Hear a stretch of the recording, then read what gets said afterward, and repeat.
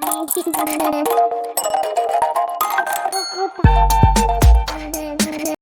Everyone, इस video में बात कर लेते हैं हिंदुस्तान एरोनॉटिक्स की। क्विकली एनालिसिस देख लेते हैं। चैनल को लाइक एंड सब्सक्राइब करना मत भूलिएगा। तो यहाँ पे आप देख रहे होगे कि जो मोमेंटम स्टॉक में था वो चैनल के अंदर चल रहा था। नीचे वाला चैनल की फॉर्मेशन थी, दो चैनल में चल रहा था यहाँ इनके अंदर, फिर ऊपर फॉर्मेशन शिफ्ट हुई जब स्टॉक में बुलिशनेस देखने को मिली। अब आप देखेंगे स्टॉक में जो इंपॉर्टेंट ट्रेंड लाइन काम कर रही है वो हैगी ये वाली ट्रेंड लाइन। क्यों कर रही है? यहाँ से बनना शुरू हुई स्टॉक में ये ट्रेंड लाइन मार्च से 2023। यहाँ भी हर्डल दिखाया स्टॉक ने, यहीं से रिवर्सल पहले बना। यहाँ पे आप देखेंगे ऑलरेडी 2 हिट्स हो चुके हैं ट्रेंड लाइन पे, सॉरी 3 हिट्स हो चुके हैं, और अब कंसिस्टेंट वही ट्रेंड लाइन काम कर रही है, निकलने नहीं दे रही है। तो अब यहाँ कुछ समझाता हूँ, वो आप समझिएगा अच्छे से।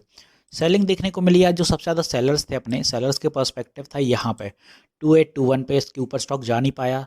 यहाँ पे ऊपर ने सेलर्स ने जाने नहीं दिया। बाइंग अपन को देखी 2713 पे, तो बायर्स अपने यहाँ एक्टिव थे। अब कल अगर कोई भी मोमेंटम सही रहता है, मार्केट स्टेबल रहता है, सारी चीज़ें अगर पॉजिटिव रहती हैं, तो अगर फिर से हिंदुस्तान एरोनॉटिक्स एक रैली करने की कोशिश करता है तो आप देखेंगे पहला टारगेट उसका ऊपर की दिशा में होगा, यहाँ से निकल के 2850।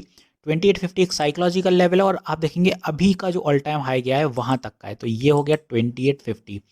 ये सस्टेन कर लेता है तो फिर नेक्स्ट टारगेट इसी दिशा में बनेगा 2890। क्यों बनेगा? क्योंकि आप देखेंगे यहाँ पे ट्रेंड लाइन का हर्डल है, इसी ट्रेंड लाइन का जहाँ पे 3 बार स्ट्राइक हो चुकी है, और नीचे भी पहले अभी जो मैंने बताया ये वही ट्रेंड लाइन कर रही है रेजिस्टेंस का काम। तो यहाँ आपको थोड़ी सावधानी बरतनी होगी। एक बारी 2850 सस्टेन हो जाता है तो वो ऑल टाइम हाई निकल जाएगा। दूसरी फिर आप देखेंगे बायर्स एक्टिवनेस अगर अच्छी रही तो ये ट्रेंड लाइन ब्रेक करके स्टॉक ऊपर निकलेगा और 2900 का टारगेट निकालेगा। यहाँ हर्डल होगा 2890 पे, कोई बड़ा हर्डल नहीं है, बट यहाँ से रिवर्सल के चांसेस बन सकते हैं, ऐसा रह सकता है, क्योंकि आप देखेंगे पहले भी यहीं से रिवर्सल दिखाया है स्टॉक ने। तो यहाँ से अगर रिवर्सल आता है तो फिर से पुल बैक आएगा। तो यहाँ थोड़ी सावधानी बरतिएगा। अगर कोई नई बाइंग बना रहे हैं तो थोड़ा रुक जाइए और ये वाला लेवल सस्टेन कर लेने दीजिए, क्योंकि यहाँ पे 3 बार ही हिट आ चुके हैं तो रिवर्सल बन सकता है। तो एक बार अगर ये निकल जाता है तो फिर टारगेट आपके सामने अच्छे निकल के आएंगे। 3000 लेवल भी आपको स्टॉक सस्टेन करते हुए देखने को मिलेगा। तो अपना अगर ये ट्रेंड लाइन यहाँ सस्टेन होती है तो अपने टारगेट रहेंगे 3000 के।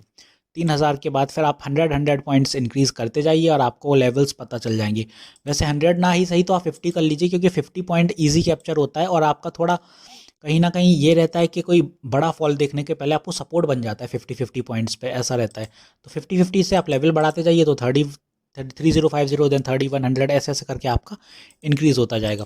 अब बात करते हैं कि सपोर्ट कहाँ रहना चाहिए। तो सपोर्ट जो आपका अगर यहाँ से फॉल्स होता है स्टॉक बाय एनी मीन्स, कल कोई पुल बैक रहता है, क्योंकि आप देखेंगे यहाँ बाइंग आई, ये कैंडल बाइंग की थी, इसके बाद द नेक्स्ट डे यहाँ पुल बैक आया, यहाँ रिफ्रेश एंट्रीज हुई तो आज भागा स्टॉक।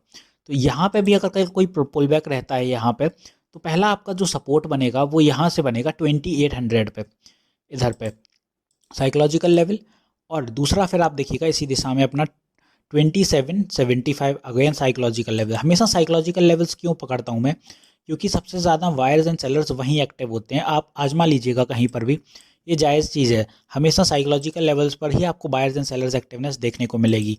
यहाँ कैंडल्स में भी आपको समझ आ रहा होगा, यहाँ पे देखेंगे आप ये 750 से आपको यहाँ बुलिश मोमेंटम देखने को मिला। क्यों मिला? क्योंकि यहाँ पर साइकोलॉजिकल लेवल है, यहाँ भी साइकोलॉजिकल लेवल, इसलिए भागा, और रिजेक्शंस भी वहीं से होते हैं। तो ये जो नीचे 3 मैंने बनाई हैं अभी ये हो गई तीनों अपने सपोर्ट, ये तीनों अपने सपोर्ट हो गए, ऊपर के हो गए ये सारी रेजिस्टेंस और टारगेट आप कह सकते हैं। तो होपफुली यहाँ सारी चीज़ें क्लियर होंगी। मिलते हैं नेक्स्ट वीडियो में। This is me Shubham Yadav signing off.